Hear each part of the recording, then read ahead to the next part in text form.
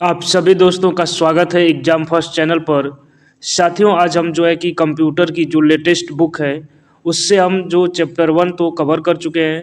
तो आज जो है हम चैप्टर 2 यानी कि हार्डवेयर से संबंधित सभी महत्वपूर्ण प्रश्नों को देखेंगे। इस बुक में सब्जेक्टिव भी यहाँ पर आपको थ्योरी वाइज भी दिया गया है और इसके नीचे जो है कि मोस्ट इम्पॉर्टेंट उस टॉपिक से जो महत्वपूर्ण प्रश्न बन सकते हैं उन प्रश्नों को भी दिया गया है और परीक्षा दृष्टि के लिए वन लाइनर पॉइंट्स भी दिया गया है। तो साथियों, आज हम इस जो चैप्टर है यानी कि हार्डवेयर से संबंधित सभी महत्वपूर्ण प्रश्नों को उनके व्याख्या सहित देखेंगे। यदि हम व्याख्या भी हर प्रश्न का देखेंगे तो हमारा पूरा थ्योरी का भी पोर्शन वहाँ पर कंप्लीट हो जाएगा। तो आइए शुरुआत करते हैं जो एमसीक्यूज हैं हार्डवेयर से संबंधित।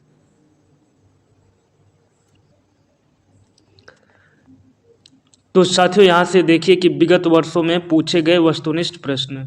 साथियों, एग्जाम फर्स्ट चैनल पर जिन भी बुकों का पीडीएफ से आपको पढ़ाया जा रहा है उस सभी बुकें अपडेट हैं, यानी कि उन सभी बुकों में 2025 में जितने भी एग्जाम हुए हैं और लेटेस्ट पैटर्न पर जितने भी सवाल पूछे गए हैं उन सभी का जो है इन पीडीएफ्स में समाकलन किया गया है। आप यहाँ पर देख सकते हैं पहला ही प्रश्न जो है वो 2025 यानी कि जो 13 अप्रैल को परीक्षा हुई थी मंडी सचिव की, उसमें यह प्रश्न पूछा गया था। तो आपके मन में कोई भी संदेह नहीं रहना चाहिए कि ये क्वेश्चंस पुराने हैं। यह प्रश्न जो है सभी लेटेस्ट प्रश्न हैं। तो साथियों, आप सभी को इन वीडियो को अंत तक देखना चाहिए, तभी आपको लाभ मिलेगा। और हाँ दोस्तों, अगर आप इस चैनल पर यानी कि एग्जाम फर्स्ट चैनल पर पहली बार विजिट कर रहे हैं तो प्लीज़ आपसे विनम्र निवेदन है कि प्लीज़ इस चैनल को सब्सक्राइब कर लीजिएगा। और अगर आप पुराने सब्सक्राइबर हैं तो आपसे यह उम्मीद की जाती है कि आप जो है वीडियो को अंत तक देखेंगे। तो आइए शुरुआत करते हैं। आधुनिक कंप्यूटरों में फर्मवेयर के लिए प्राथमिक भंडारण माध्यम से रूप में किस प्रकार की मेमोरी का सामान्यतः सबसे अधिक उपयोग किया जाता है? तो इस प्रश्न का जो सही उत्तर है वह विकल्प बी यानी कि फ्लैश मेमोरी का इस्तेमाल किया जाता है। अब इन प्रश्नों की व्याख्या को भी देखेंगे। तो साथियों, आपको व्याख्या को ध्यान से सुनना है और समझना है। यानी कि आधुनिक कंप्यूटरों में फर्मवेयर जैसे कि बायोस या यूईएफआई को संग्रहित करने के लिए फ्लैश मेमोरी का सबसे अधिक उपयोग किया जाता है। यह नॉन वोलेटाइल मेमोरी होती है, यानी कि कंप्यूटर बंद होने पर भी डेटा को सुरक्षित रखती है और यह मेमोरी पढ़ने और दोबारा लिखने योग्य होती है, जिससे फर्मवेयर को अपडेट करना संभव होता है। अगले प्रश्न की तरफ बढ़ेंगे कि कौन सी पृष्ठ विवरण भाषा उच्च गुणवत्ता वाले प्रिंटर आउटपुट से सबसे अधिक जुड़ी हुई है, विशेष रूप से लेजर प्रिंटरों में? तो साथियों, आप यह देख सकते हैं कि स्टोर कीपर की परीक्षा जो 13 अप्रैल 2025 को हुई थी उसमें यह प्रश्न पूछा गया था। तो इस प्रश्न का जो सही उत्तर है वह विकल्प डी यानी कि पोस्ट स्क्रिप्ट। व्याख्या देखेंगे। पोस्ट स्क्रिप्ट एक पृष्ठ विवरण भाषा यानी कि पेज डिस्क्रिप्शन लैंग्वेज यानी कि पीडीएल है, जिसे विशेष रूप से उच्च गुणवत्ता वाले प्रिंटर आउटपुट के लिए डिजाइन किया गया था। यह एक प्रोग्रामिंग भाषा है जो पृष्ठ पर टेक्स्ट, ग्राफिक्स और इमेज को सटीक रूप से दर्शाने के लिए उपयोग की जाती है। तो इस व्याख्या से आप कई तरीके से प्रश्न बनाए जा सकते हैं, यानी कि पीडीएल का फुल फॉर्म जो है पेज डिस्क्रिप्शन लैंग्वेज, और यह भाषा जो है कंप्यूटर से प्रिंट आउट यानी कि प्रिंटर से आउटपुट लेने के लिए डिज़ाइन किया गया था। डीपीआई स्टैंड्स फॉर, मतलब डीपीआई का मतलब क्या है? तो इस प्रश्न का जो सही उत्तर है वह विकल्प सी यानी कि डीपीआई स्टैंड्स फॉर डॉट्स पर इंच। यहाँ पर व्याख्या देखेंगे। इस प्रश्न की जो व्याख्या है यानी कि डीपीआई का पूरा नाम डॉट्स पर इंच होता है और यह प्रिंटिंग और डिजिटल इमेजिंग में रिजोल्यूशन मापने की एक इकाई है। उच्च डीपीआई का मतलब है कि इमेज में ज़्यादा डॉट्स होते हैं, जिससे वह अधिक स्पष्ट और विस्तृत दिखाई देता है। और यह देख सकते हैं कि यह प्रश्न जो आई टेस्टिंग ऑफिसर 19/1/2025 में पूछा गया था। यानी कि यह सभी लेटेस्ट प्रश्न हैं जो हाल ही में परीक्षाओं में पूछे गए हैं। आप देख सकते हैं प्रश्नों की प्रकृति, प्रश्न कितने बड़े बड़े डिजाइन किए गए हैं। तो इन प्रश्नों को आपको देखकर घबराना नहीं है, आप इन प्रश्नों को आप सावधानी से पढ़ेंगे, फिर आप इनका उत्तर देंगे। सूची 1 को सूची 2 से सुमेलित करना है, यानी कि बिट के बारे में, बाइट के बारे में, किलो बाइट के बारे में और एमबी यानी कि मेगा बाइट के बारे में आपसे पूछा गया है। तो इस प्रश्न का जो है सीधा हम उत्तर देखते हैं। तो यहाँ पर हम ये देख सकते हैं कि बिट जो होता है यह सूचना की सबसे छोटी इकाई जो बाइनरी अवस्था यानी कि 0 या 1 को दर्शाती है। बाइट जो होता है 8 बिट से बना एक अक्षर या डेटा के एक छोटे टुकड़े का प्रतिनिधित्व करने के लिए उपयोग किया जाता है। तो इसका मतलब कि सबसे छोटा बिट, उसके बाद बाइट, उसके बाद जो है किलो बाइट आता है। तो किलो बाइट में 1024 बाइट्स आमतौर पर टेक्स्ट या इमेज जैसी छोटी फाइलों के लिए उपयोग किया जाता है। एमबी यानी कि मेगाबाइट, यह जो है 1024 किलो बाइट्स आमतौर पर दस्तावेज, छोटे वीडियो या सॉफ्टवेयर जैसे डेटा को मापने के लिए उपयोग किया जाता है। और गीगाबाइट यानी कि जीबी, इसका प्रयोग जीबी जो है 1024 मेगाबाइट्स आमतौर पर उच्च गुणवत्ता वाले वीडियो या बड़े प्रोग्राम जैसी बड़ी फाइलों के लिए उपयोग किया जाता है। तो इस प्रश्न से आपने क्लियर किया कि बिट क्या होता है, बाइट क्या होता है, किलोबाइट क्या होता है, मेगाबाइट क्या होता है और जीबी यानी कि गीगाबाइट क्या होता है। अगला प्रश्न देखेंगे कि किस प्रकार का टर्मिनल डेटा को प्रोसेस या स्टोर नहीं करता है। तो इस प्रश्न का जो सही उत्तर है वह विकल्प सी यानी कि डम्ब टर्मिनल जो होता है। डम्ब टर्मिनल जो केवल इनपुट और आउटपुट का कार्य करता है, लेकिन यह स्वयं डेटा को प्रोसेस या स्टोर नहीं करता है और यह मुख्यतः कंप्यूटर या सर्वर पर निर्भर रहता है जहां डेटा प्रोसेस किया जाता है। अगला प्रश्न देखेंगे कि सीपीयू यानी कि सेंट्रल प्रोसेसिंग यूनिट, सीपीयू की मूल संगणना इकाई को क्या कहते हैं। तो इस प्रश्न का जो सही उत्तर है वह विकल्प ए यानी कि इसे कोर कहा जाता है। अब व्याख्या देखेंगे। कोर यानी कि सीपीयू की मूल संगणना इकाई को संदर्भित करता है। एक कोर में उन सभी घटकों का समावेश होता है जो निर्देशों को निष्पादित करने के लिए आवश्यक हैं, जैसे अंक गणितीय और तार्किक यूनिट यानी कि एएलयू, रजिस्टर और कंट्रोल यूनिट। आधुनिक सीपीयू में अक्सर कई कोर होते हैं जिससे वे मल्टीटास्किंग और उच्च प्रदर्शन क्षमता कर सकते हैं।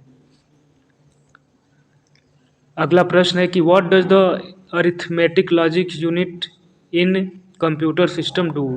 कई साथी हमारे ऐसे होते हैं जिनको इंग्लिश में आवश्यकता होती है, तो आप यहाँ पर देख सकते हैं कि इस बुक में इंग्लिश और हिंदी दोनों में लैंग्वेज लिखी गई है। तो उन सभी साथियों के लिए यह आसान होगा, जो लोग इंग्लिश में समझना चाहते हैं तो उनके लिए भी यह काफ़ी लाभदायक है। हिंदी में देखते हैं कि कंप्यूटर सिस्टम में अंक गणित तर्क इकाई क्या करती है। तो इस प्रश्न का जो सही उत्तर है वह विकल्प ए यानी कि performs arithmetic and Boolean logical calculation, यानी कि अंक गणित और बुलियन लॉजिकल गणना करती है। व्याख्या देखेंगे कि अंक गणित तर्क इकाई यानी कि एएलयू यानी कि arithmetic logic unit computer system का एक महत्वपूर्ण हिस्सा है। यह यूनिट अंक गणितीय गणनाएं जैसे जोड़, घटाना, गुणा, भाग और बुलियन लॉजिक गणनाएं जैसे एंड और नॉट प्रक्रिया को करता है। और एएलयू प्रोसेसर का वह घटक है जो डेटा प्रोसेसिंग के केंद्र में होता है और यह सीपीयू के निर्देशों को निष्पादित करने में सहायता करता है। साथियों, नोट के तौर पर आपको मैं एक बात बताना चाहूँगा कि अगर आप कंप्यूटर की तैयारी करते हैं तो आपको ज़्यादातर जो है कि इंग्लिश के ही कीवर्ड्स को याद करना चाहिए, क्योंकि कई बार हिंदी में उतनी चीज़ें आसान नहीं होती जितनी कि आसान इंग्लिश में होती हैं। जैसे कि संक्षिप्त नाम यूएसबी का क्या अर्थ है। तो इस प्रश्न का जो सही उत्तर है वो विकल्प बी यानी कि यूनिवर्सल सीरियल बस। आई टेस्टिंग ऑफिसर में यह प्रश्न पूछा गया था, जो इसका एग्जाम 2025 में हुआ है। तो यूएसबी का पूर्ण रूप यूनिवर्सल सीरियल बस होता है। यह एक मानक संचार इंटरफेस है जिसका उपयोग कंप्यूटर और अन्य इलेक्ट्रॉनिक उपकरणों को जोड़ने के लिए किया जाता है। यूएसबी का उपयोग डेटा ट्रांसफ़र, पावर सप्लाई और विभिन्न प्रकार के हार्डवेयर उपकरणों जैसे keyboard, mouse, printer, pen drive, mobile charger आदि को कनेक्ट करने के लिए किया जाता है। किस प्रकार की मेमोरी हार्ड ड्राइव पर स्वैप फाइल में डेटा संग्रहित करती है। तो इस प्रश्न का जो सही उत्तर है वह विकल्प सी यानी कि वर्चुअल मेमोरी। देख सकते हैं कि यह प्रश्न जो है जूनियर एनालिस्ट ड्रग में पूछा गया था 2 फरवरी 2025 को जो एग्ज़ाम हुआ था। तो आप इस तरह से अंदाज़ा लगा सकते हैं कि कंप्यूटर के प्रश्नों का स्तर कितना हाई लेवल का पूछा जा रहा है। पहले वन लाइनर पूछे जाते थे, परंतु अब आप इन प्रश्नों से आप यह अंदाज़ा लगा पाएंगे कि प्रश्नों का स्तर किस तरह से पूछा जा रहा है। तो इसका एक ही तरीका है कि आपको डीप में थोड़ा तैयारी करनी पड़ेगी। तो आइए इस प्रश्न का व्याख्या देखते हैं कि स्वैप फाइल का उपयोग तब किया जाता है जब सिस्टम की रैम पूरी तरह से उपयोग में होती है। ऑपरेटिंग सिस्टम स्वैप फाइल को हार्ड ड्राइव पर बनाता है और इसे वर्चुअल मेमोरी के रूप में उपयोग करता है। यह एक अस्थायी समाधान होता है जो सिस्टम को अधिक स्मूथ तरीके से चलाने में मदद करता है, लेकिन यह रैम जितना तेज नहीं होता है। प्रश्न नंबर 10 देखेंगे कि निम्न में से कौन सा कथन गलत है। पहला, कीबोर्ड सिस्टम यूनिट का एक हिस्सा है। दूसरा, संसाधन किसी भी कंप्यूटर घटक को संदर्भित करता है जो एक कार्य करने के लिए आवश्यक है। कैप्स लॉक टॉगल कुंजी का एक उदाहरण है। और कंट्रोल और शिफ्ट आय कंट्रोल और शिफ्ट मॉडिफायर कुंजी है, और विकल्प जो ई है वो उपयुक्त में से कोई नहीं। तो इस प्रश्न का जो सही उत्तर है यहाँ पर हम देखेंगे, यानी कि इस प्रश्न का सही उत्तर जो है विकल्प ए, यानी कि कीबोर्ड सिस्टम यूनिट का एक हिस्सा नहीं है, इसलिए विकल्प ए का कथन गलत है। यहाँ पर हमको गलत बताना था। तो कीबोर्ड जो है सिस्टम यूनिट का एक हिस्सा नहीं है, यह एक पेरिफेरल डिवाइस है जिसको अलग से कंप्यूटर में जोड़ा जाता है। कीबोर्ड एक इनपुट डिवाइस है जिसका उपयोग कंप्यूटर में डेटा और कमांड डालने के लिए किया जाता है। यह सिस्टम यूनिट का हिस्सा नहीं है। सिस्टम यूनिट कंप्यूटर का मुख्य भाग होता है और यह सभी गणनाओं और डेटा प्रोसेसिंग को संभालता है। अगला प्रश्न देखेंगे कि चुंबकीय यानी कि मैग्नेटिक डिस्क की भंडारण क्षमता निर्भर नहीं करती है। तो इस प्रश्न का जो सही उत्तर है वह विकल्प डी, यानी कि डिस्क की गति पर निर्भर नहीं करती है। यह प्रश्न भी लेटेस्ट की जो परीक्षा हुई है 2025 में पूछा गया है। तो साथियों आप देखिएगा कि जो स्तर है वो किस स्तर का परीक्षा में प्रश्न पूछा जा रहा है। तो साथियों आपको घबराने की ज़रूरत नहीं है, आपको प्रश्नों को बार बार पढ़ने की और उनको याद करने की ज़रूरत है। तो इस प्रश्न का जो व्याख्या है, यानी कि चुंबकीय मैग्नेटिक डिस्क की स्टोरेज क्षमता डिस्क की गति पर निर्भर नहीं करती, इसलिए सही उत्तर विकल्प डी, यानी कि डिस्क की गति पर। चुंबकीय डिस्क की स्टोरेज क्षमता सामान्यतः डिस्क सतह में, डिस्क पैक पर, प्रति इंच ट्रैक पर, प्रति इंच बिट्स पर निर्भर करती है, लेकिन डिस्क की गति का इससे कोई भी संबंध नहीं होता है। अगला प्रश्न कथन और कारण का। एसएसडीज एचडीडीज की तुलना में तेज डेटा एक्सेस प्रदान करते हैं, और कारण कि एसएसडी जो है फ्लैश मेमोरी का उपयोग करते हैं, जबकि एचडीडी यांत्रिक भागों यानी कि मैकेनिकल पार्ट्स पर निर्भर होता है। तो इस प्रश्न का जो सही उत्तर है वह विकल्प डी, यानी कि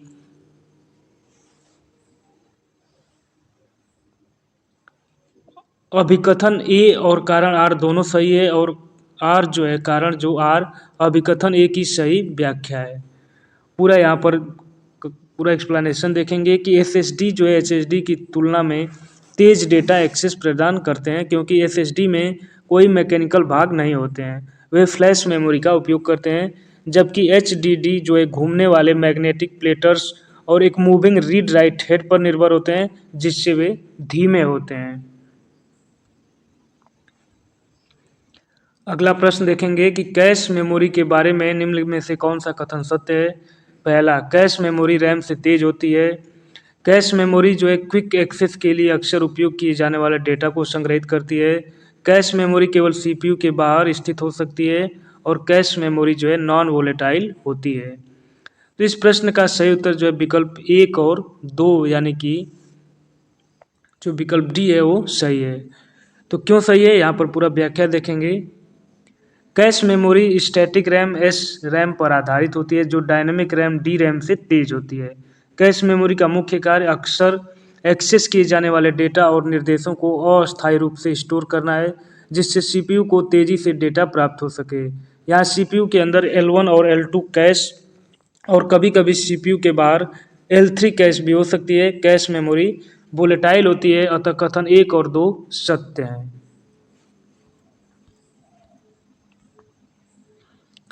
अंकगणितीय संचालन और तार्किक संचालन किसके द्वारा किए जाते हैं। तो इस प्रश्न का जो सही उत्तर है वो विकल्प सी, यानी कि ALU के द्वारा। ऑडिटर एंड असिस्टेंट अकाउंटेंट 5/1/2025 में यह प्रश्न पूछा गया था। अंकगणितीय संचालन और तार्किक संचालन माइक्रो प्रोसेसर या सेंट्रल प्रोसेसिंग यूनिट के अंदर स्थित अंकगणितीय और तार्किक इकाई यानी कि ALU द्वारा किए जाते हैं। PCI का मतलब है, तो इस प्रश्न का जो सही उत्तर है वह विकल्प डी यानी कि पेरिफेरल कंपोनेंट इंटरकनेक्ट, यानी कि PCI का मतलब पेरिफेरल कंपोनेंट इंटरकनेक्ट है, जबकि यह एक कंप्यूटर बस है जिसका उपयोग कंप्यूटर में विभिन्न हार्डवेयर घटकों को जोड़ने के लिए किया जाता है, जैसे कि साउंड कार्ड, ग्राफिक्स कार्ड और नेटवर्क कार्ड इत्यादि। मोबाइल उपकरणों पर हैप्टिक फीडबैक सक्षम करने के लिए निम्नलिखित में से कौन सा घटक महत्वपूर्ण है? तो इस प्रश्न का जो सही उत्तर है वह विकल्प सी यानी कि vibration motor. Junior food analyst 16 फरवरी 2025 में यह प्रश्न पूछा गया था। तो इस प्रश्न का ऐसे ऐसे प्रश्न पूछे जाते हैं कंप्यूटर से कि अगर आप फर्स्ट टाइम देखेंगे तो आपको हवा भी नहीं लगेगा कि यह प्रश्न कैसा है, यानी कि यह प्रश्न आपने कभी देखा भी नहीं होगा। वाइब्रेशन मोटर क्या होता है, तो आइए देखते हैं इसको। हैप्टिक फीडबैक एक तकनीक है जो स्पर्श संवेदनात्मक प्रतिक्रिया प्रदान करने के लिए कंपन का उपयोग करती है। मोबाइल उपकरणों में यह सुविधा मुख्य रूप से वाइब्रेशन मोटर द्वारा सक्षम होती है, जो उपयोगकर्ता को कंपन के माध्यम से स्पर्श इनपुट की पुष्टि करने में सहायता करती है।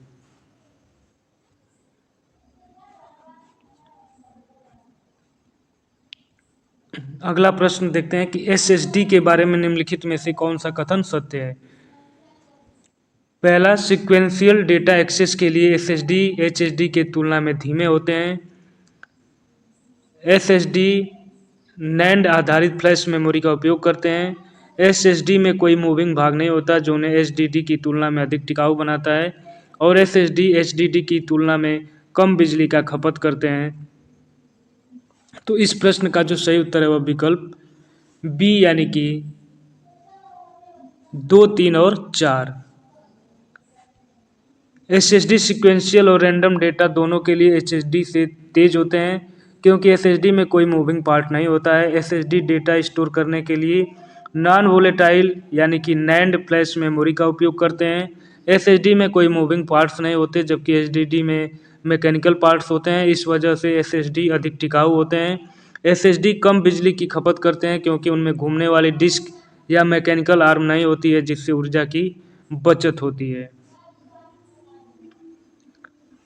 ALU यानी कि अरिथमेटिक लॉजिक यूनिट का प्राथमिक कार्य क्या है? तो इस प्रश्न का जो सही उत्तर है वो विकल्प सी यानी कि गणना और तार्किक संक्रियाएं करना। व्याख्या देखेंगे। ALU यानी कि arithmetic logic unit computer processor का एक महत्वपूर्ण घटक है जो अंकगणितीय गणनाएं जैसे जोड़, घटाना, गुणा, भाग और तार्किक संक्रियाएं जैसे एंड और नॉट ऑपरेशन करता है, और यह CPU के भीतर का वो भाग है जो डेटा प्रोसेसिंग के लिए मुख्य रूप से जिम्मेदार होता है। समानांतर पोर्ट में कितने बिट डेटा भेजे जाते हैं? तो इस प्रश्न का जो सही उत्तर है वह विकल्प डी यानी कि समानांतर पोर्ट में 8 बिट डेटा भेजे जाते हैं।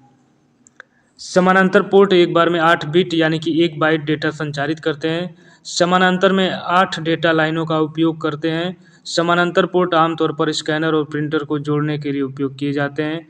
यह एक ही समय में कई बिट्स भेज सकता है क्योंकि यह समानांतर संचार का उपयोग करता है। सीरियल पोर्ट की तुलना में इसकी डेटा ट्रांसफर स्पीड बहुत अधिक है।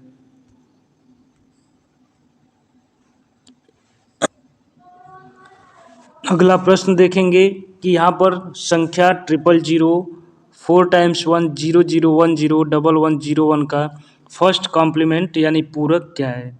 तो यह संख्या बाइनरी में लिखा हुआ है, तो इसका जो है विकल्प ए यानी कि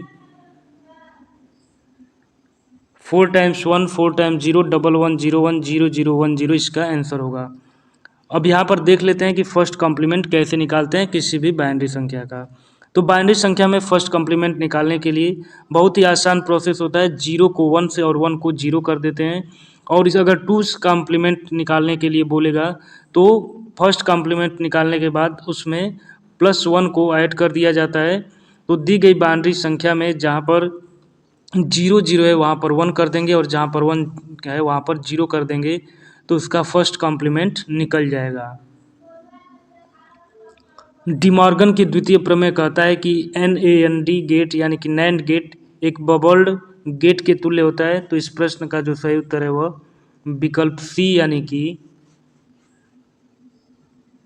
और गेट के तुल्य होता है। यहाँ पर व्याख्या देखेंगे। डिमॉर्गन का द्वितीय प्रमेय कहता है कि एक NaND गेट एक बबल्ड और गेट के समतुल्य है। अतः प्रमेय के अनुसार ए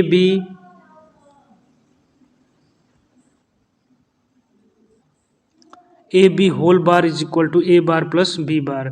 जबकि डिमॉर्गन का पहला प्रमेय कहता है कि एक नॉर गेट जो होता है बबल्ड एंड गेट के बराबर है। अतः प्रमेय के अनुसार ए प्लस बी का whole bar is equal to A bar dot B bar. Processor के निम्नलिखित में से किस भाग में कंप्यूटर द्वारा आवश्यक सभी ऑपरेशन करने के लिए आवश्यक हार्डवेयर होता है? तो इस प्रश्न का जो सही उत्तर है वह विकल्प सी यानी कि डेटा पाथ के अंदर होता है। पूरा व्याख्या देखेंगे। डेटा पथ जो है प्रोसेसर का वह हिस्सा है जिसमें वे सभी हार्डवेयर शामिल होते हैं जो कंप्यूटर द्वारा आवश्यक गणना, लॉजिकल ऑपरेशन और डेटा ट्रांसफर जैसे कार्यों को करने के लिए जरूरी होते हैं, जैसे ALU, रजिस्टर, मल्टीप्लेक्सर और बस जैसे घटक शामिल होते हैं। सभी 26 अक्षरों, 10 प्रतीकों और 10 संख्याओं को एनकोड करने के लिए कितनी बिट की आवश्यकता होती है? तो इस प्रश्न का जो उत्तर है वह विकल्प ए यानी कि 6 बिट की आवश्यकता होती है। कुल आइटमों को इनकोड करने के लिए आवश्यक बिट्स की संख्या निकालने के लिए n की वैल्यू पता करते हैं। 2 to the power n greater than equal to कुल आइटमों की संख्या दिया गया है। तो कुल आइटम 26 अक्षर, 10 प्रतीक और 10 संख्या है, यानी कि टोटल 46 हुआ। और 2 to the power n greater than equal to 46 यानी कि 2 to the power 6 greater than equal to 46 और 2 टू द पावर 6 की वैल्यू 64 हुई जो कि 46 से ज़्यादा है। अतः यहाँ पर n इज इक्वल टू 6, इसलिए 6 बिट की आवश्यकता होगी। तो देख सकते हैं इस तरह के भी प्रश्न जो है परीक्षाओं में पूछे जा रहे हैं कंप्यूटर से।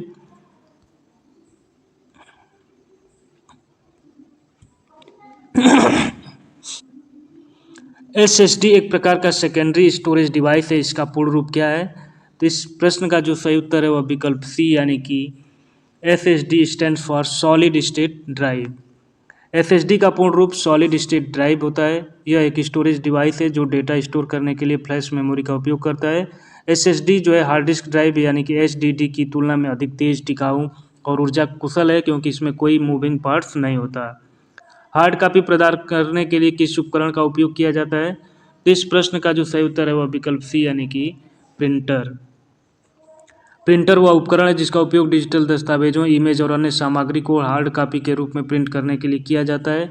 यह आपके कंप्यूटर से कनेक्ट होता है और दिए गए इनपुट के अनुसार पेपर पर आउटपुट प्रदान करता है और यह एक आउटपुट डिवाइस है।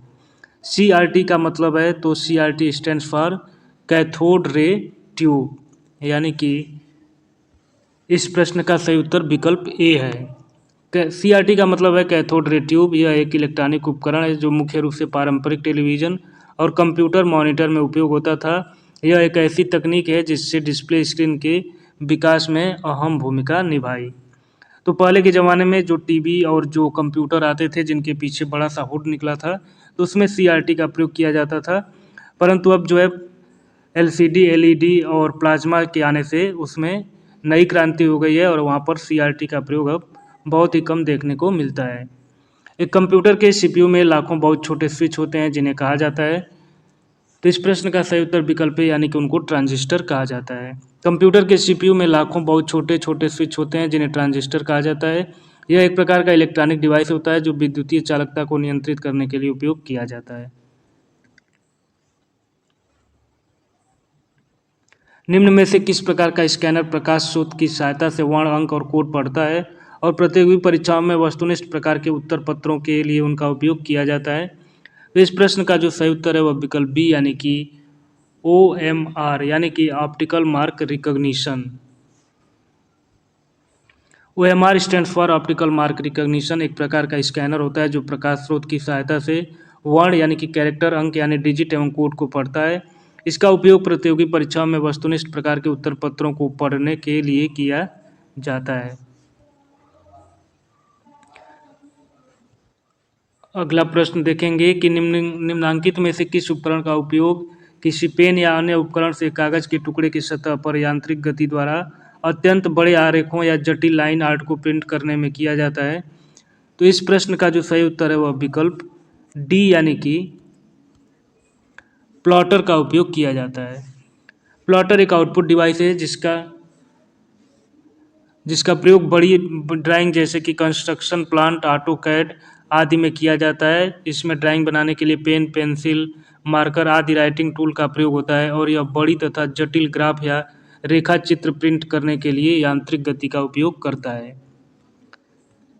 निम्नांकित में से कौन एक इम्पैक्ट प्रिंटर नहीं है? तो इस प्रश्न का जो सही उत्तर है वह विकल्प सी यानी कि इंकजेट प्रिंटर एक इम्पैक्ट प्रिंटर नहीं है।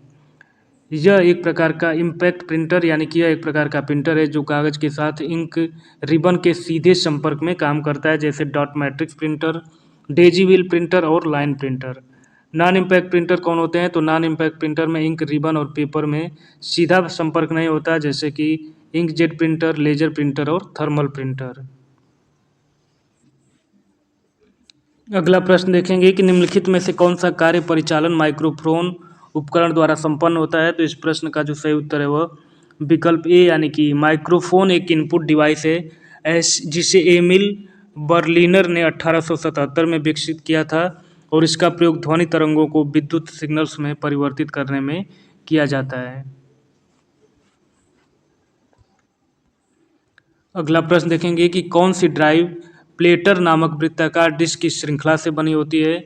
तो इस प्रश्न का जो सही उत्तर है वह विकल्प सी यानी कि हार्ड डिस्क ड्राइव।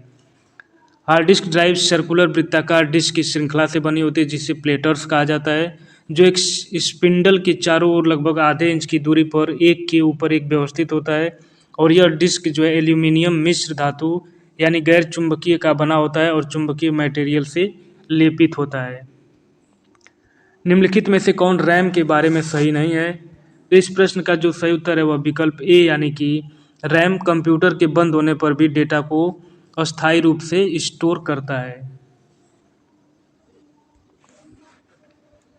अब पूरा व्याख्या देखेंगे कि रैम एक वोलेटाइल मेमोरी है जिसका मतलब है कुछ समय के लिए डेटा को रखती है तथा अचानक से कंप्यूटर बंद होने पर डेटा खत्म हो जाता है। यह लंबे समय के लिए डेटा स्टोर करके नहीं रखती। इसके लिए कंप्यूटर बंद करने से पहले उसके डेटा को द्वितीयक मेमोरी में स्टोर करना पड़ता है और यह सिर्फ वर्तमान में चल रहे कार्य के डेटा को कुछ समय के लिए होल्ड करती है। कौन सा स्टोरेज माध्यम सबसे तेज और महंगा है? तो इस प्रश्न का जो सही उत्तर है वह विकल्प डी यानी कि कैश। यहाँ पर देखेंगे कि हार्ड डिस्क, रोम, रैम, कैश मेमोरी में सबसे तेज और महंगा जो है कैश मेमोरी होती है।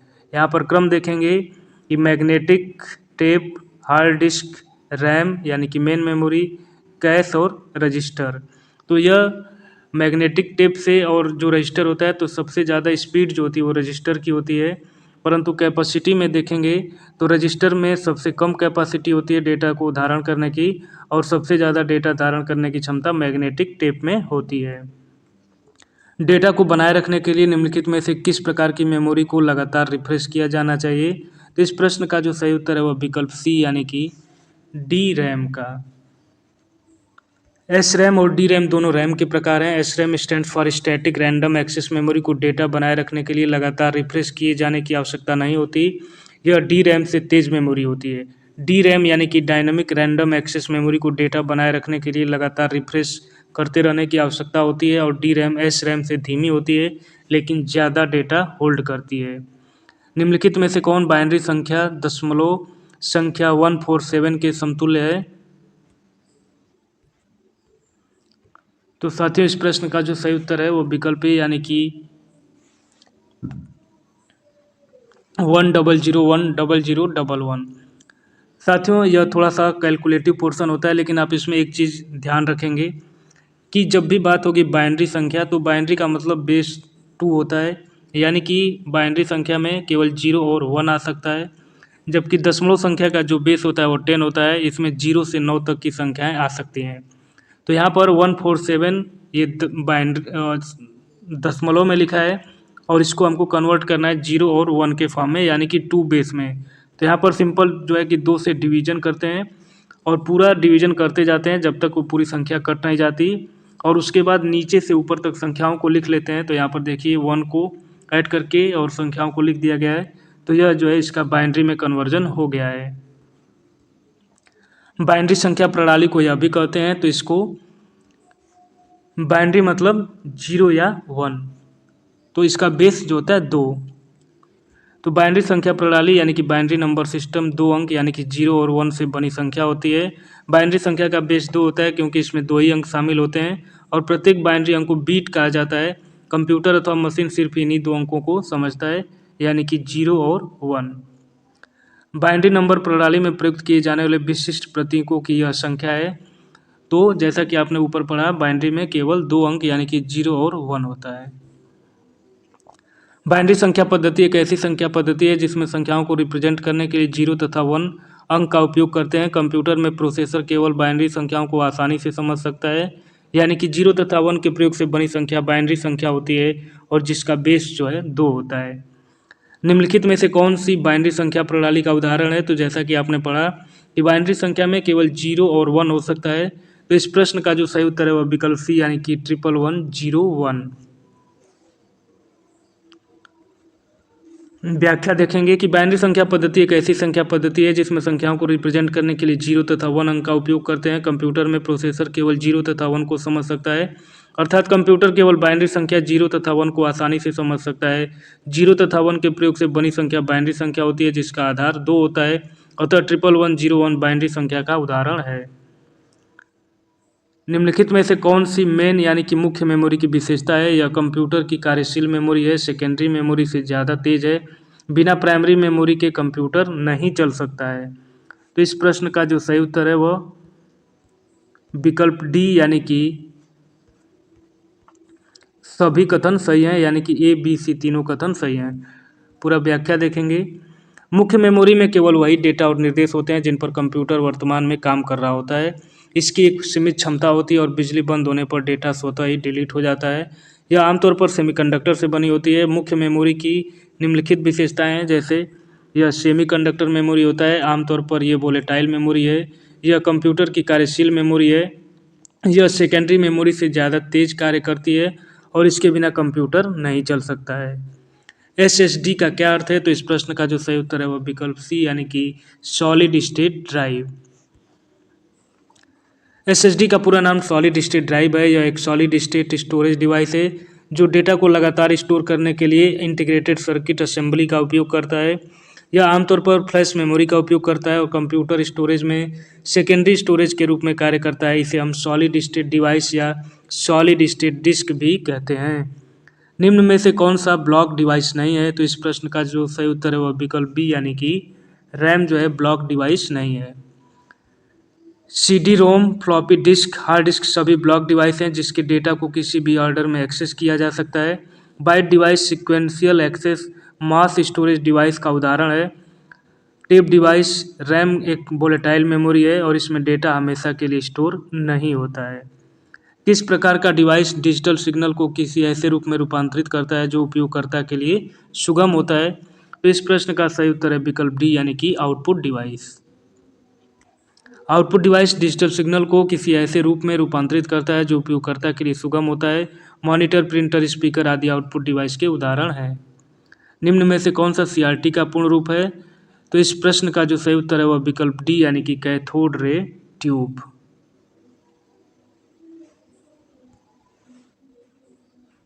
व्याख्या देखेंगे कि CRT यानी कि कैथोड रे ट्यूब एक डिस्प्ले स्क्रीन है जो वीडियो सिग्नल के रूप में छवियों का निर्माण करती है। यह एक प्रकार की वैक्यूम ट्यूब है जिसमें इलेक्ट्रॉन गन के माध्यम से इलेक्ट्रॉन बीम फॉस्फोरेसेंट सतह पर टकराते हैं और CRT की कार्य प्रणाली इलेक्ट्रॉन पुंजों की गति पर निर्भर करती है।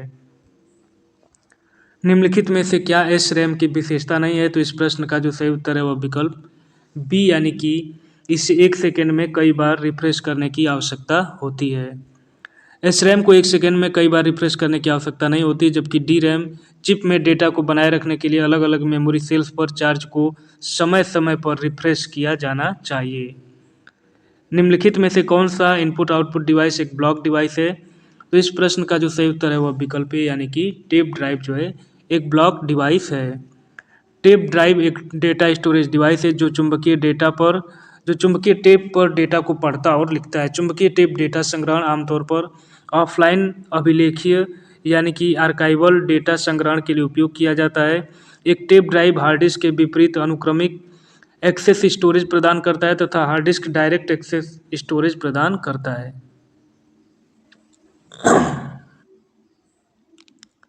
अगला प्रश्न देखेंगे कि निम्न में से क्या बायोस की भूमिका का वर्णन करता है। तो इस प्रश्न का जो सही उत्तर है वह विकल्प बी यानी कि यह एक प्रोग्राम है जो रोम से निष्पादित होता है जब कंप्यूटर चालू होता है। बायोस का पूर्ण रूप है बेसिक इनपुट आउटपुट सिस्टम। यह एक प्रोग्राम है जो रोम से तब निष्पादित होता है जब कंप्यूटर को चालू किया जाता है।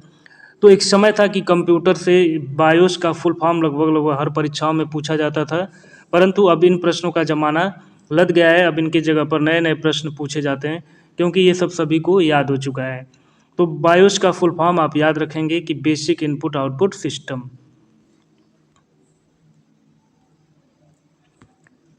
डैश एक प्रकार का लघु प्रोग्राम है जो कंप्यूटर को उस समय से नियंत्रित करता है जब से यह ऑन होता है और तब तक जब तक ऑपरेटिंग सिस्टम उसे अपने नियंत्रण में न ले ले। तो यह प्रश्न का उत्तर जो है बायोस होगा।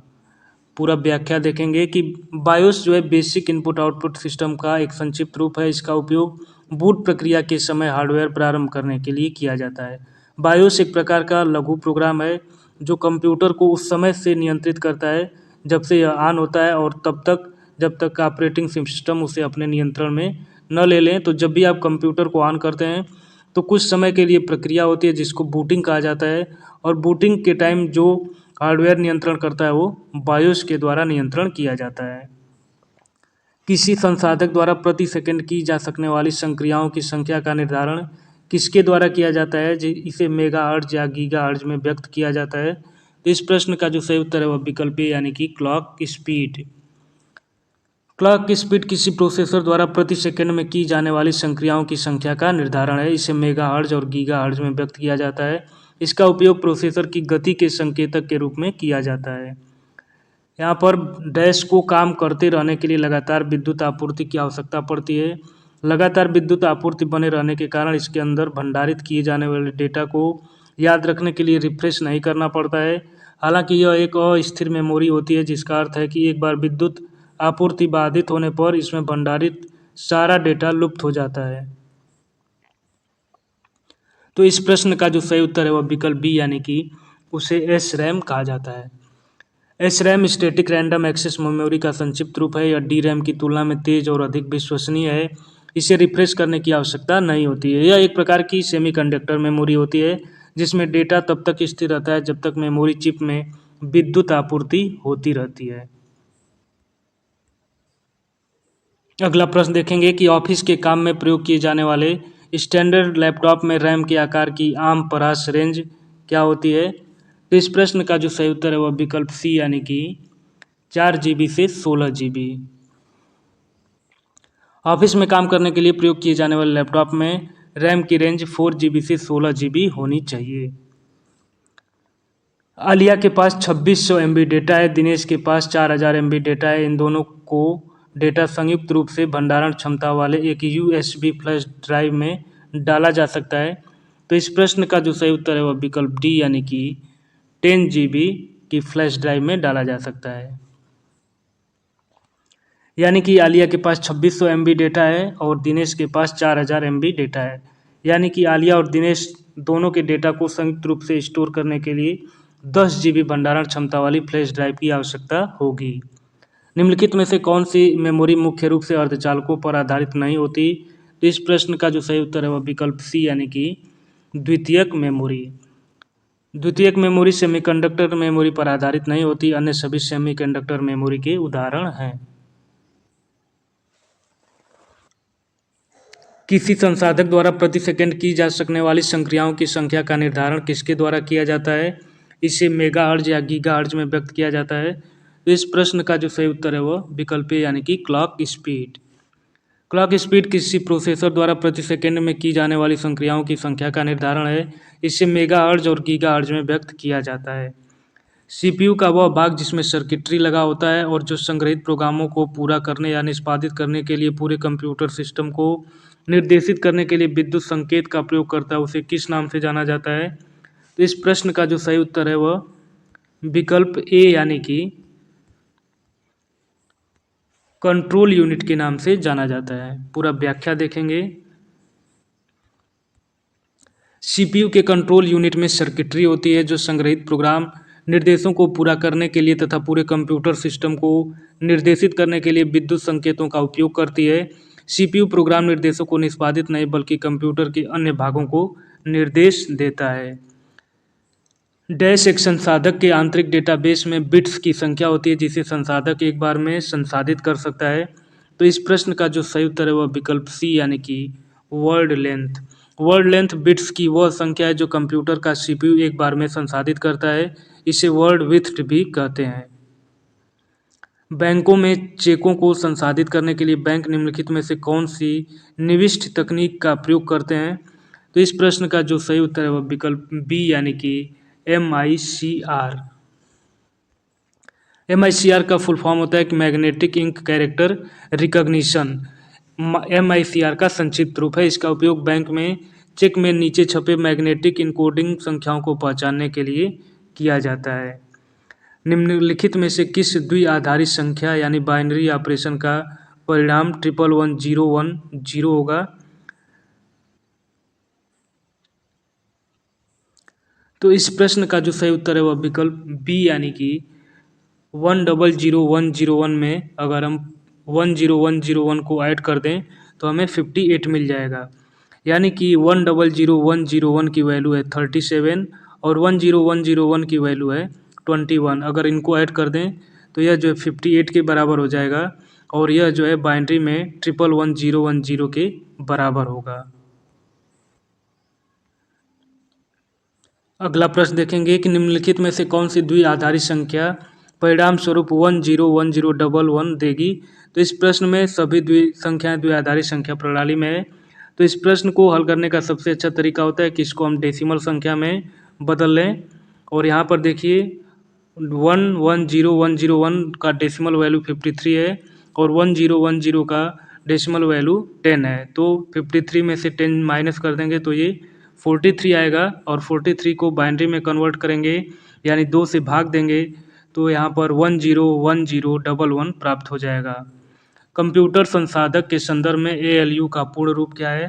तो इस प्रश्न का जो सही उत्तर है वह विकल्प ए यानी कि अरिथमेटिक लॉजिक यूनिट। ALU यानी कि अरिथमेटिक लॉजिक यूनिट का एक संक्षिप्त रूप है। इसका उपयोग अंकगणितीय तथा तार्किक गणना करने के लिए किया जाता है। ALU में जनरेट होने वाले रिजल्ट्स को मेमोरी यूनिट में स्टोर किया जाता है। CRT यानी कि cathode ray tube computer monitor से चुंबकत्व को हटाने के लिए इस्तेमाल की जाने वाली प्रक्रिया को कहा जाता है। तो इस प्रक्रिया को विकल्प सी यानी कि DGOS कहा जाता है। यानी कि cathode ray tube computer monitor से वर्ण डिस्टर्बेंस को दूर करने हेतु चुंबकत्व को हटाने के लिए उपयोग की जाने वाली प्रक्रिया को DGOS कहते हैं। कंप्यूटर माउस का आविष्कार किसने किया था। तो यह भी प्रश्न कई बार परीक्षाओं में पूछा गया है। तो इस प्रश्न का जो सही उत्तर है वह विकल्प ए यानी कि डगलस एंजल बर्ट ने। कंप्यूटर के माउस का आविष्कार डगलस सी एंजल बर्ट ने सन 1960 ईस्वी में किया था, परंतु इसका पेटेंट इनके द्वारा 17 नवंबर 1970 को करवाया गया। माउस का पहली बार प्रयोग सन 1973 ईस्वी में जेरॉक्स एल्टो कंप्यूटर सिस्टम के साथ किया गया था। निम्नलिखित में से कौन सा एक प्राइमरी स्टोरेज डिवाइस है। तो इस प्रश्न का जो सही उत्तर है वह विकल्प बी यानी कि रैंडम एक्सेस मेमोरी। किसी कंप्यूटर के केंद्रीय प्रोसेसिंग यूनिट यानी कि CPU को प्रोसेस करने हेतु इनपुट डेटा एवं निर्देश चाहिए होता है और यह इनपुट डेटा या निर्देश स्टोरेज डिवाइस मेमोरी में संग्रहित रहता है।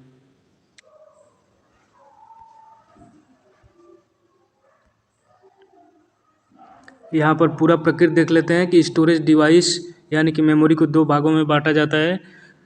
पहला प्राथमिक या मेन मेमोरी और दूसरा सेकेंडरी या ऑक्सिलरी मेमोरी।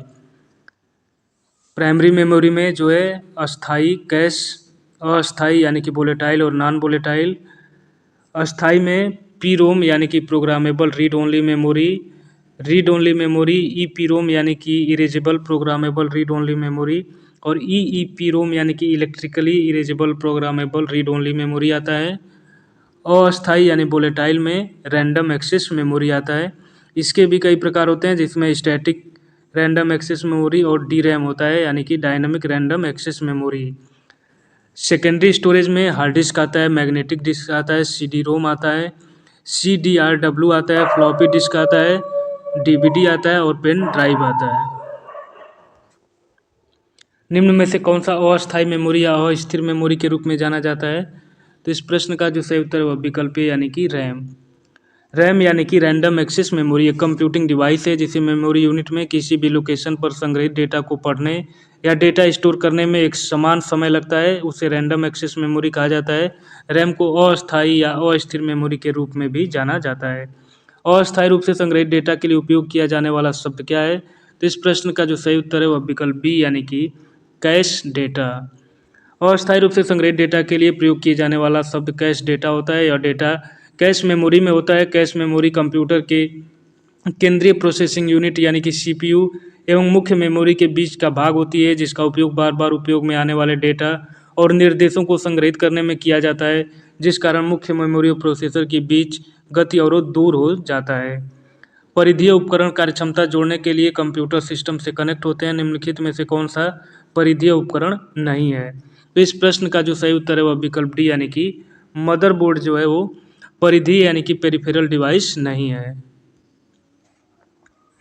मदरबोर्ड परिधीय उपकरण नहीं है, यह कंप्यूटर का ही प्रमुख अंग है, जबकि अन्य विकल्प पेरिफेरल डिवाइसेज हैं जो कंप्यूटर सिस्टम से जुड़े रहते हैं। केंद्रीय प्रसंस्करण यूनिट यानी कि CPU और मुख्य स्मृति के बीच एक बफर के रूप में कार्य करता है। तो इस प्रश्न का जो सही उत्तर है वह विकल्प बी, यानी कि कैश मेमोरी। कैश मेमोरी एक विशेष प्रकार की तीव्र गति की मेमोरी होती है जो कि कंप्यूटर की प्रोसेसिंग की गति को बढ़ा देती है, और यह मेमोरी CPU और मुख्य मेमोरी के बीच एक बफर के रूप में कार्य करती है। कौन सा कंप्यूटर पेरिफेरल आपको भौतिक छवि या दस्तावेज की प्रतिलिपि बनाने और उसे डिजिटल छवि के रूप में अपने कंप्यूटर पर सहेजने की सुविधा प्रदान करता है? तो इस प्रश्न का जो सही उत्तर है वह विकल्प सी, यानी कि स्कैनर। स्कैनर एक कंप्यूटर पेरिफेरल है जो भौतिक छवि या दस्तावेज की प्रतिलिपि बनाने और उसे डिजिटल छवि के रूप में अपने कंप्यूटर पर सहेजने की सुविधा प्रदान करता है। इनमें से किस इनपुट डिवाइस का उपयोग व्यापक रूप से योग्यता परीक्षण जैसे परीक्षणों में किया जाता है? तो इस प्रश्न का जो सही उत्तर है वह विकल्प बी, यानी कि ऑप्टिकल मार्क रीडर। OMR यानी कि ऑप्टिकल मार्क रीडर एक इनपुट डिवाइस है। इसका इस्तेमाल उन जानकारियों को लेने के लिए किया जाता है जिन्हें हम किसी मार्क या निशान के द्वारा पेज पर डालते हैं, और इसका उपयोग प्रायः प्रतियोगी परीक्षाओं की उत्तर पुस्तिकाओं की जांच के लिए किया जाता है। प्रिंट के दौरान गैर प्रभाव वाले प्रिंटर पेपर को स्पर्श नहीं करते। वे कागज पर प्रतीकों को छापने के लिए रासायनिक, गर्मी या विद्युत संकेतों का उपयोग करते हैं। इनमें से कौन सा गैर प्रभाव प्रिंटर नहीं है? तो इस प्रश्न का जो सही उत्तर है वह विकल्प ए, यानी कि डॉट मैट्रिक्स प्रिंटर। यहाँ पर पूरा व्याख्या देखेंगे। डॉट मैट्रिक्स एक इम्पैक्ट प्रिंटर है, अतः यह प्रिंटिंग करते समय बहुत शोर करता है। इस प्रिंटर के प्रिंट हेड में अनेक पिनों का एक मैट्रिक्स होता है और प्रत्येक पिन के रिबन और कागज पर स्पर्श से एक डॉट छपता है। अनेक डॉट मिलकर एक कैरेक्टर बनाते हैं। Daisy wheel printer, line printer, chain printer, drum आदि इम्पैक्ट प्रिंटर के उदाहरण हैं। वर्तमान कंप्यूटिंग में समस्त विश्व में कौन सा कोड प्रयोग किया जाता है और वह सर्वमान्य है और स्वीकार्य है? तो इस प्रश्न का जो उत्तर है वो ASCII यानी कि स्काई कोड कहते हैं। तो इस प्रश्न का जो व्याख्या है वो देखते हैं कि American standard code for information exchange. तो स्काई का फुल फॉर्म होता है कि American standard code for information interchange. वर्तमान कंप्यूटिंग में समस्त विश्व में प्रयोग किए जाने वाला कोड है और जिसका उपयोग कंप्यूटर में टेक्स्ट को निरूपित करने के लिए किया जाता है। स्काई कोड में 7 या 8 बिट का इस्तेमाल होता है। निम्न में से कौन सा है जो किसी छवि को डिजिटलीकृत करके टेलीफोन लाइन पर चित्र और टेक्स्ट भेज या प्राप्त कर सकते हैं? तो इस प्रश्न का जो सही उत्तर है वह विकल्प बी, यानी कि फैक्स मशीन। फैक्स मशीन ऐसा उपकरण है जिसका इस्तेमाल डॉक्यूमेंट को डिजिटल रूप में भेजने के लिए होता है। इसमें टेलीफोन लाइन के माध्यम से चित्र और टेक्स्ट को भेजा जाता है और इसका व्यावसायिक उपयोग 1865 में शुरू हुआ था। ALU का विस्तृत रूप है। तो इस प्रश्न का जो सही उत्तर है वह विकल्प सी, यानी कि अरिथमेटिक लॉजिक यूनिट। ALU का पूर्ण रूप अरिथमेटिक लॉजिक यूनिट है। डेटा प्रोसेसिंग का वास्तविक कार्य ALU द्वारा किया जाता है और यह डेटा पर कंट्रोल यूनिट से प्राप्त निर्देशों के अनुसार सभी प्रकार की गणितीय एवं तार्किक कार्रवाइयाँ करता है। अगला प्रश्न देखेंगे कि कंप्यूटर प्रणाली में निम्न में से क्या इनपुट डिवाइस का उदाहरण नहीं है। तो इस प्रश्न का जो सही उत्तर है वो विकल्प बी यानी कि प्रिंटर। प्रिंटर जो इनपुट डिवाइस नहीं है बल्कि ये आउटपुट डिवाइस का उदाहरण है। इनपुट डिवाइस यानी कि एक विद्युत यांत्रिक युक्ति है जो डेटा और अनुदेशों को स्वीकार कर उसे कंप्यूटर के प्रयोग लायक बनाता है। जैसे keyboard, mouse, scanner, camera, joystick, touch pad इत्यादि इनपुट डिवाइस हैं। प्रिंटर, प्रोजेक्टर, स्पीकर, मॉनिटर इत्यादि आउटपुट डिवाइस हैं। कंप्यूटर प्रणाली में निम्न में से सबसे अधिक संग्रहण क्षमता किसकी होती है। तो इस प्रश्न का जो सही उत्तर है वह विकल्प सी यानी कि टेराबाइट। दिए गए विकल्पों में सबसे ज़्यादा संग्रहण क्षमता टेराबाइट, उसके बाद गीगाबाइट, उसके बाद मेगाबाइट, किलोबाइट का क्रम आता है। किसी कंप्यूटर की परमानेंट मेमोरी क्या कहलाती है। तो इस प्रश्न का जो सही उत्तर है वह रोम यानी कि रीड ओनली मेमोरी। कंप्यूटर में भंडारण का ROM यानी कि रीड ओनली मेमोरी कंप्यूटर में भंडारण का माध्यम है जिसका प्रयोग कंप्यूटर तथा विभिन्न इलेक्ट्रॉनिक उपकरणों में किया जाता है। रोम कंप्यूटर की परमानेंट मेमोरी तथा रैम कंप्यूटर की अस्थायी मेमोरी होती है। कंप्यूटर में कौन हार्डवेयर है। तो इस प्रश्न का जो सही उत्तर है वह विकल्प सी यानी कि CD-ROM जो है वो हार्डवेयर है। CD-ROM यानी कि compact disk read only memory एक हार्डवेयर होता है जबकि विंडोज 7 ऑपरेटिंग सिस्टम और C++ एक प्रोग्रामिंग लैंग्वेज है। कंप्यूटर में डेटा का किस रूप में भंडारण होता है। तो इस प्रश्न का जो सही उत्तर है विकल्प बी यानी कि बाइनरी। कंप्यूटर में डेटा बाइनरी के रूप में भंडारित होता है। बाइनरी संख्या 0 तथा 1 से मिलकर बनी होती है और बाइनरी संख्या को द्विआधारी संख्या भी कहा जाता है। कंप्यूटर प्रणाली में CD-ROM द्वारा क्या दर्शाया जाता है। तो इस प्रश्न का जो सही उत्तर है विकल्प ए यानी कि कंप्यूटर प्रणाली में CD-ROM द्वारा ऑप्टिकल डिस्क को दर्शाया जाता है। यह प्लास्टिक का बना गोल डिस्क होता है। इसमें डिस्क के ऊपरी सतह पर प्रकाश परिवर्तित करने वाले पदार्थ की लेप लगाई जाती है और डिस्क पर लिखने पढ़ने के लिए लेजर बीम का प्रयोग किया जाता है। बाइनरी संख्या 111 4 टाइम्स 0 4 टाइम्स 1 का दशमलव समतुल्य क्या होगा।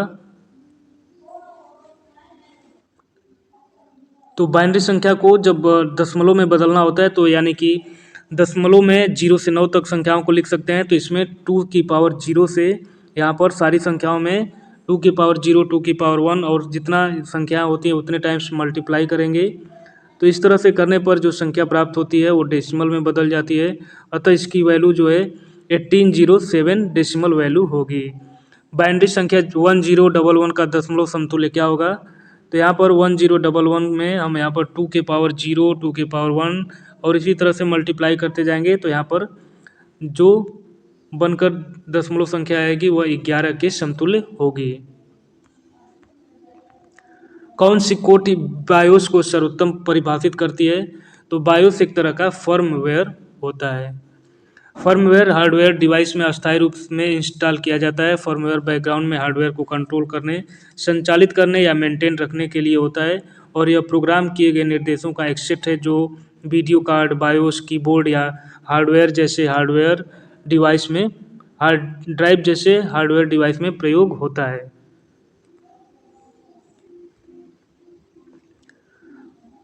अगला प्रश्न देखेंगे कि कंप्यूटर में निम्न में से कौन सी इनपुट डिवाइस नहीं है। तो इस प्रश्न का जो सही उत्तर है वह विकल्प बी यानी कि प्रिंटर, क्योंकि प्रिंटर जो है आउटपुट डिवाइस है। कंप्यूटर की input device keyboard, mouse, joystick, light pen, scanner, barcode reader, mark reader, digital camera, mike, speech recognition system आदि जो है कंप्यूटर की इनपुट डिवाइस हैं। और आउटपुट डिवाइस में जैसे monitor, printer, plotter, speaker, card reader और टेप रीडर आदि जो है आउटपुट डिवाइस हैं।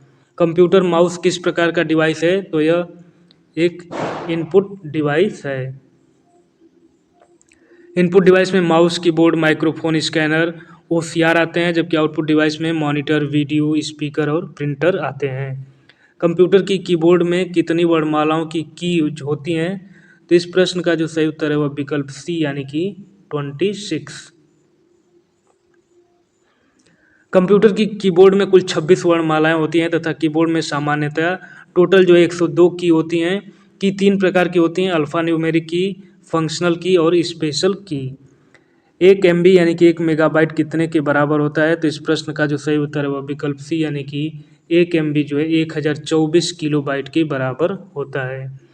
एक बाइट जो है 8 बिट के बराबर होता है, 1 किलोबाइट 1024 बाइट के, 1 मेगाबाइट 1024 किलोबाइट के, 1 गीगाबाइट 1024 मेगाबाइट के, 1 टेराबाइट जो है 1024 गीगाबाइट के, और 1 पेटाबाइट जो है 1024 टेराबाइट के बराबर होता है।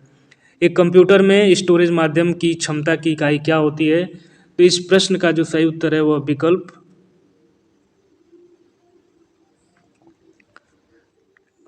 विकल्प ए यानी कि बाइट। व्याख्या देखेंगे। एक कंप्यूटर की स्मृति सामान्य तौर से बाइट, किलोबाइट और मेगाबाइट के रूप में व्यक्त की जाती है।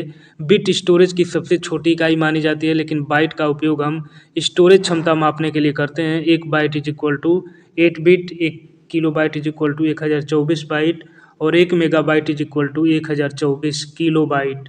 निम्न में से कौन सी मेमोरी का सबसे कम एक्सेस समय है? तो इस प्रश्न का जो सही उत्तर है वह विकल्प ए यानी कि कैश मेमोरी का एक्सेस टाइम जो है सबसे कम होता है।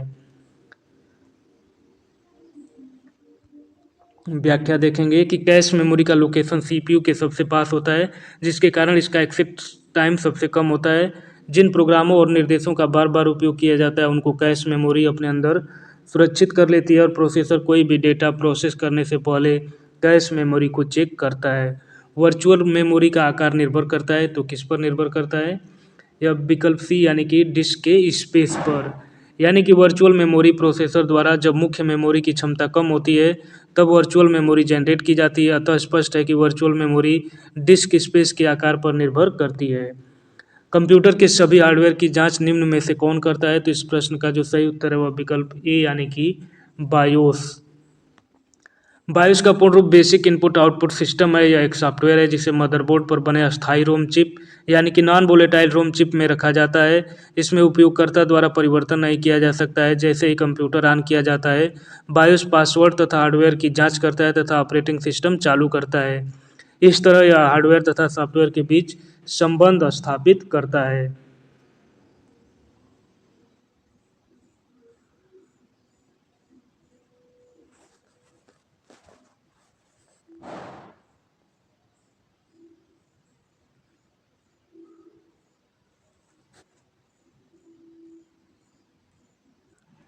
तो साथियों, इस तरह से हमने चैप्टर 2 यानी कि हार्डवेयर से संबंधित सभी 90 प्रश्नों को यहाँ पर हमने व्याख्या सहित देखा। तो आप सभी साथी जो भी चैनल पर पहली बार जुड़े हैं उस सभी साथियों से आग्रह है कि वो चैनल को प्लीज़ सब्सक्राइब कर दें, वीडियो को लाइक करें। और साथियों, आपको इसी तरह से जितने भी चैप्टर वाइज प्रश्न हैं आपको पूरा एक्सप्लेनेशन के साथ आपको आने वाले दिनों पर चैनल पर अपलोड किया जाएगा वीडियो के माध्यम से। तो आप सभी साथियों का बहुत बहुत धन्यवाद, बहुत बहुत नमस्कार।